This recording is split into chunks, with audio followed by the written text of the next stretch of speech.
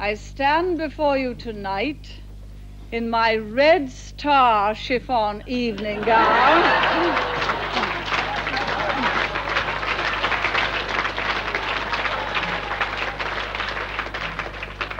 My face softly made up and my fair hair gently waved. The Iron Lady of the Western world. I think as much as you could say of any human being ever, she changed the world because she changed the dominant idea. She proved to the world that it was possible to think differently and to change the assumptions. Margaret Thatcher's legacy is to make this country think of itself as essentially conservative. It's persuaded an awful lot, a generation of Labour politicians, that this is a conservative country. She so terrorised the Labour Party that the legacy was Tony Blair and a sort of watered down kind of Thatcherism. Margaret Thatcher wasn't expected to change the world. She struggled to get selected for a winnable parliamentary seat and was initially patronised when she made it to Westminster. Your husband's abroad a good deal, I think. Will you have to have two different timetables, one for when he's away and one for when he's at home? Well, not quite that. We do most of the domestic things while he's away, any redecoration and so on, so that the household isn't put out when he's at home. But he does travel on export business quite a bit. The Prime Ministerial rover, bearing now Mrs. Thatcher. Thatcher arrived in Downing Street following the winter of discontent, when the unions turned on the Labour government and the post-war consensus seemed in tatters. I think the British people felt that Britain had come to a point of status in which nothing worked. I think the conclusion they came to is that nothing was working, something has to happen. And I think that they felt that Thatcher was going to make things happen. Where there is discord, may we bring harmony. Where there is error, may we bring truth. Where there is doubt, may we bring faith. And where there is despair, may we bring hope. Thatcher promised harmony, but went on to govern with iron resolve. The officials in various departments would decide on a Friday evening that if they sent some piece of paper in demanding a decision about something, they might be able to get a decision that they wouldn't be able to get if there were a longer period to think about it. This was fairly early in my time in Number 10, and I wasn't used to this tactic yet. And one of the private secretaries presented me with this memorandum from the relevant department, and I looked at it, and it seemed to present two very unappetizing choices, one of which seemed to have terrible political consequences, and the other cut right across the strategy. So I sat a long time sort of thinking about this, and eventually I went and found the Prime Minister, who was busy making scrambled eggs for herself and Dennis.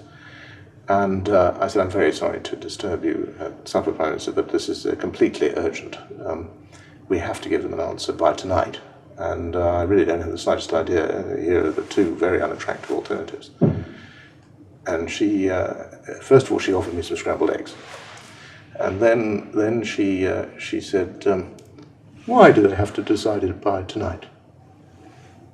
I said, well, no, Prime Minister, it says they have to decide it by tonight. They're always doing this. Tell them we'll decide it on Monday. Of course, I got back to the department in question. There was no good reason for deciding on Friday night at all. She was absolutely right. She had plenty of time to think about it. And it was that ability not to be driven by the apparent necessities that are imposed on you by the external world, but to decide what you're going to do and how you're going to do it for yourself. We shall not be diverted from our course. To those waiting with bated breath for that favourite media catchphrase, the U-turn, I have only one thing to say.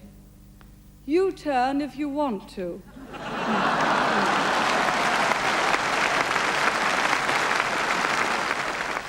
The ladies not for turning. Thatcher believed Britain needed shock economic therapy. Unemployment reached record levels, while an austerity budget further cut public spending. Unrest turned into violence in the inner cities. Margaret Thatcher was an absolute catastrophe for the social well-being of this country.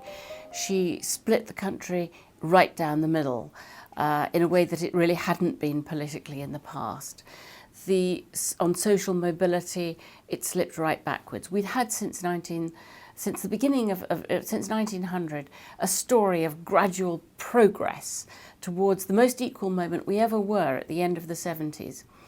By then, only 1 in 7 children was poor. By about 1983, 1 in 3 children became poor.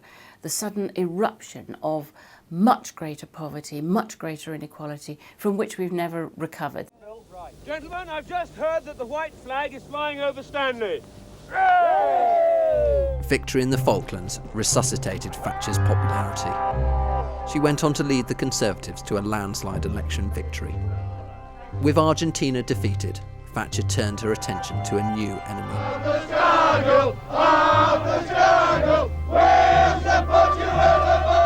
It was not a gentle, easy progress, because we were taking on some enormous vested interests, and we were trying to achieve some enormous change. The most fundamental change of all, I suppose, really, was who ran the country. Was it ideologues in the unions, or was it the elected government? Miners surged forward against the riot shields. Policemen hit out with truncheons under a barrage of stones and missiles. Mass picketing had turned to rioting. The miners' strike was only in part, as we all knew, about the mines. It was in part about who ran the country. So yeah, sure, we were very conscious that this was very controversial. And the horses galloped in. Privatisation was accelerated, with British Telecom, British Gas and British Airways all being sold off. Popular capitalism was born. An occasion when I was asked to go down to Chequers to work on a speech, and I had at that time a small red Volkswagen, and I drove down to Chequers, and I arrived and parked the small red Volkswagen at the steps on which she was standing, and as I got out she said, "That is a foreign car," and looked as if I should be so ashamed of myself I should probably curl up and die, at least go away. And I thought to myself, yes, for her this is really something. You know, she was utterly determined to support Britain. Of course, the chairman or the president of the Commission, Mr. Delors, said at press conference the other day that he wanted the European Parliament to be the democratic body of the community, he wanted the Commission to be the executive, and he wanted the Council of Ministers to be the Senate. No, no, no. Increasingly opposed to further European integration, Thatcher found herself at odds with many of her cabinet colleagues. The poll tax made her increasingly unpopular with the country at large. Weakened, she was challenged for the leadership. Naturally very pleased that I got more than half the parliamentary party, and disappointed that it's not quite enough to win on the first ballot. So I confirm it is my intention to let my name go forward for the second ballot. Undefeated in the first round of voting, she was eventually convinced by her cabinet that she would lose in the second. She stood down and left Downing Street in tears. Ladies and gentlemen, we're leaving Downing Street for the last time after 11 and a half wonderful years, and we're very happy that we leave the United Kingdom in a very, very much better state than when we came here 11 and a half years ago. Before Margaret Thatcher came to power, you waited 6, 12, 18 months for a telephone in this country. She changed that.